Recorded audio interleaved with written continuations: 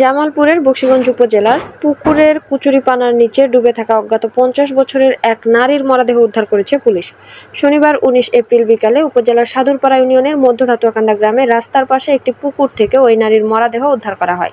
স্থানীয়রা জানান, বিকালে উপজেলার মধ্য ধাতুয়াকান্দা গ্রামের আনোয়ার হোসেনের পুকুরে কুচুরিপানার নিচে থাকা একটি মরদেহ দেখে কামালের বাড়তি পুলিশ তদন্ত কেন্দ্রের পুলিশকে খবর দেন স্থানীয়রা। পরে পুলিশ কুচুরিপানার নিচ থেকে মরদেহটি উদ্ধার করেন। অজ্ঞাত ওই নারী মানসিক প্রতিবন্ধী ছিলেন। তিনি ওই এলাকায় মাঝে মধ্যে ভিক্ষাবৃত্তি করতেন। তবে কিভাবে তিনি মারা গেলেন তা কেউই বলতে পারেননি।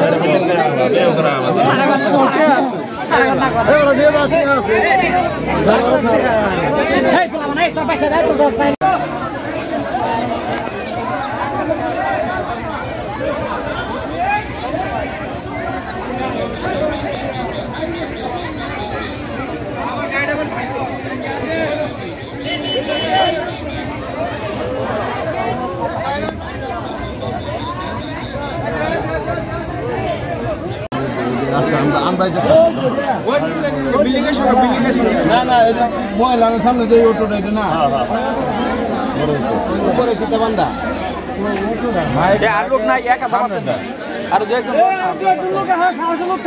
লোক